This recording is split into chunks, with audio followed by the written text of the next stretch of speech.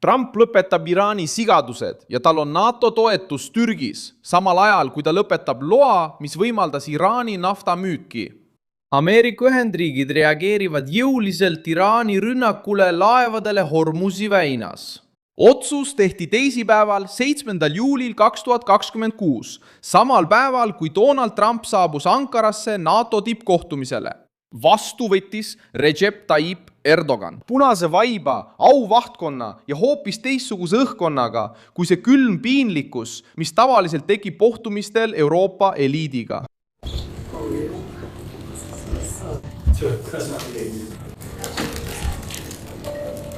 Pean 3 inimest leidma. So beautiful. Thank you very much. Thank you. Nice to see you.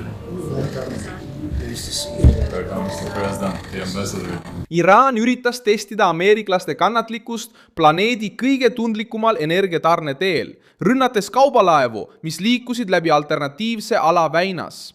Vastus tabas režiimi rahakotti. Ameerika Ühendriikide rahandusministeerium tühistas üldise loa, mis lubas Iraani nafta tootmist, tarnimist ja müüki.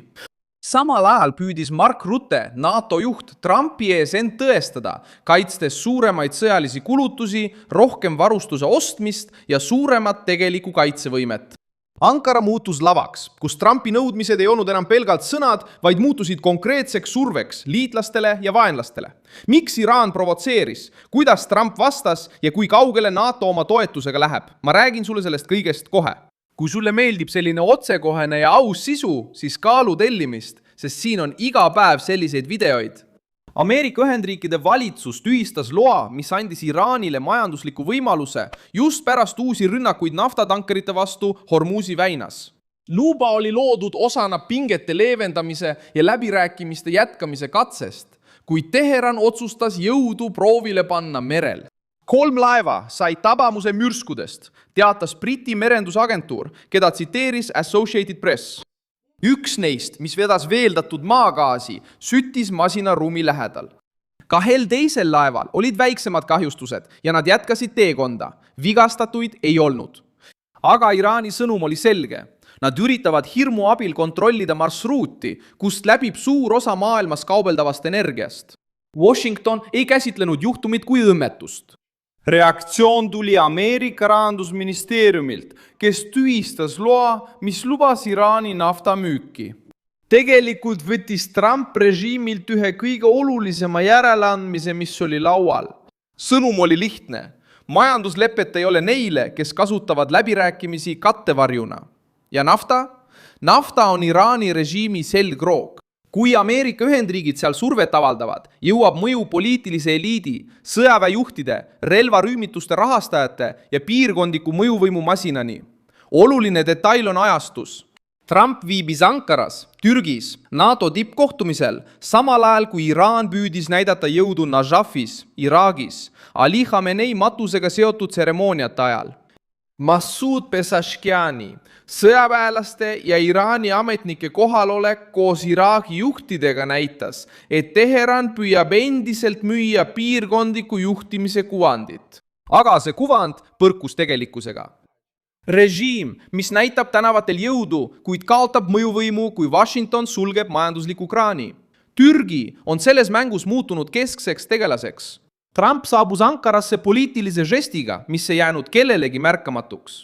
Erdogani kõrval rääkis ta erilisest suhtest, kiitis Türgi lojaalsust ja avas ukse võimalusele müüa Türgile F-35 hävitajaid. See on aastaid takerdunud Türgi poolt Vene kaitsesüsteemide ostmise tõttu. See stseen on oluline, sest näitab, kuidas Trump valib, kuhu alliansis oma poliitilist kapitali investeerida. Selle asemel, et alluda vanale Brüsseli ja Pariisi teljele, tundis ta end mugavamalt Ankaras, kus vestlus tundus otsekohesem, strateegilisem ja vähem euroopaliku poosiga. Erdogan tuli samuti tugevamana välja. Türgi võõrustas NATO tippkohtumist 7. ja 8. juulil, võttes vastu alliansi 32 riigi juhid ning asetades Ankara kaitse, Ukraina, Lähis-Ida ja sõjatööstuse arutelu keskmesse. Türgi asepresident Sevide Yilmaz nimetas kohtumist ajalooliseks heidutuse ja stabiilsuse seisukohalt. Poliitilises plaanis näitas Türgi, et ta ei ole kõrvaltegelane. Ta on sild, baas, piir, tööstus ja mõjuvõim. Trumpi jaoks on see oluline, sest kriisi Iraaniga ei lahendata ainult Washingtoni kõnedega. NATO püüdis Trumpi ees oma positsiooni ümber määratleda. Mark Rutte ütles, et kaitsekulutused on hästi kulutatud raha ja tõi alliansi uued sõjalised projektid ja miljarditesse ulatuvad lepingud esile.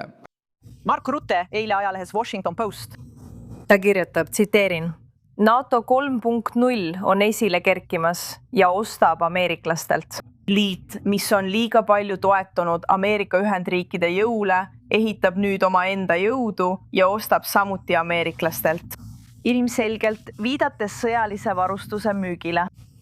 See koos president Trumpi tänaste kommentaaridega näib viitavat optimistlikumale toonile liidu suhtes. NATO liit, kui nad kogunevad Türgis, kas sa oled sellega nõus?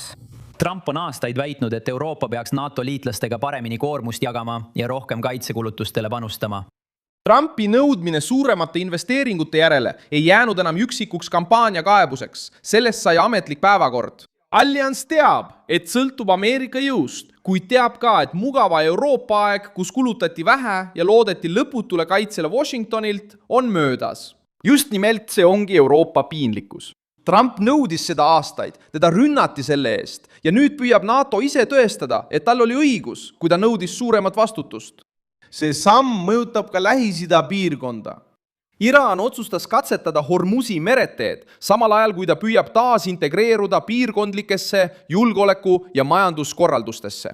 Probleem on selles, et integratsioon ei tohi muutuda väljapressimise preemiaks. Kui Teheran tahab, et teda koheldaks kui osa uuest piirkondlikust korrast, peab ta lõpetama käitumise, nagu oleks ta väina relvastatud peremees. Laevade ründamine selleks, et sundida maailma kasutama režiimile sobivat marsruuti, ei ole diplomaatia, vaid sundimine. Ja just siin tuleb mängu ameeriklaste otsus. Trump ei vastanud pika kõnega. Ta vastas, võttes ära ühe konkreetse eelise. Iisrael ilmub samuti piirkondliku arvestuse osana. Lähis-Idas käib arutelu uue arhitektuuri üle, kus mõned pooldavad Iraani kaasamist, et vähendada ebastabiilsust. Aga selles käsitluses on selge oht. Iraani isoleerimise asemel isoleeritakse Iisrael. See ei too rahu, vaid muudab lihtsalt surve sihtmärki. Regionaalne kord, mis premeerib Teherani pärast rünnakuid merel ja tõrjub Iisraeli mängust välja, on juba algusest peale vildakas. Tõeline stabiilsuse tee seisneb selles, et ohjeldada neid, kes kasutavad relvastatud rühmitusi, naftat ja mereteid poliitilise relvana. Iraani tegevus Najafis kinnitab seda seisukohta. Režiim tõi oma poliitilise ja sõjalise juhtkonna Iraagis koos avalikkuse ette, püüdes näidata ühtsust pärast sisemisi kaotusi ja välissurvet. Pezeshkian ilmus presidendina, sõjaväelased olid kohal ning välisminister Abbas Araghchi püüdis samuti stseenil oma kohta leida. See pilt on mõeldud sisetarbimiseks ja piirkondlikele liitlastele. Aga väljaspool Iraani ringkondi nähti hoopis midagi muud. Režiim püüab näida tugevana, samal ajal kui tema peamine rahastamisallikas satub taas Ameerika surve alla. Turu reaktsioon näitas, et otsus polnud väike. Reaktsioon otsusele polnud väike. Giorgia Meloni saabumine tippkohtumise õhtusöögile Ankaras püüdis näida tugevana Ameerika peamise rahasurve all. Iraani ringkond, peamine surveallikas Ameerika. Itaalia peaminister oli viimane juht, kes saabus õhtusöögile, mis näitas otsust. Turu reaktsioon näitas, et otsus polnud väike. Jumas.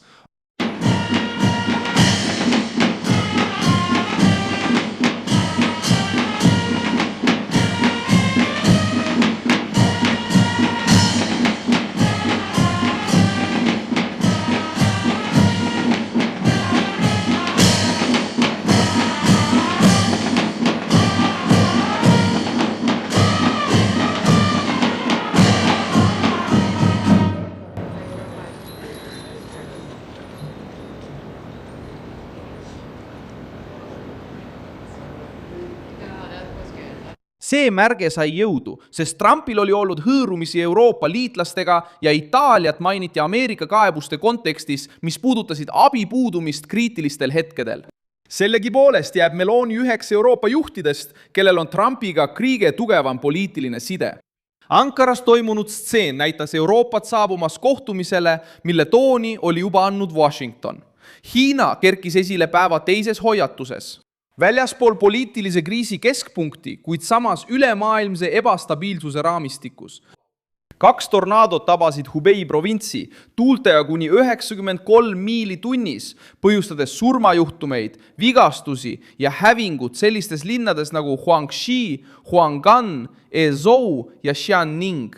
Hubei on tööstus- ja tehnoloogiakeskus ning sellised sündmused on selles piirkonnas haruldased. See lisas veelgi survet uudiste kajastamisele. Hubei puhul ilmnesid samaaegselt energia, kaitse, äärmuslik ilm ja tootmisahelad kui nõrgad kohad. Ankara tippkohtumine polnud lihtsalt juhtide koosolek. See oli autoriteedi proovilepanek. Trump saabus liitlastele survet avaldades, Türgit kiites, Euroopat survestades ja Iraani karistades ajal, mil režiim üritas Hormuzi väinas piire kompida. Kriis jätkub keeruliste läbirääkimistega, aga selle teisipäeva märk oli tõsine. Iraani režiim kaotas majandusliku soodustuse, millel oli strateegiline väärtus. Suur tänu, et vaatasite seda videot lõpuni. Toetage meie projekti ja aidake rahaliselt ekraanil kuvatava PIX-võtme kaudu. Oleme sõltumatu kanal, mille eesmärk on anda teile tõest teavet. Teie panus aitab meil jätkata tegutsemist.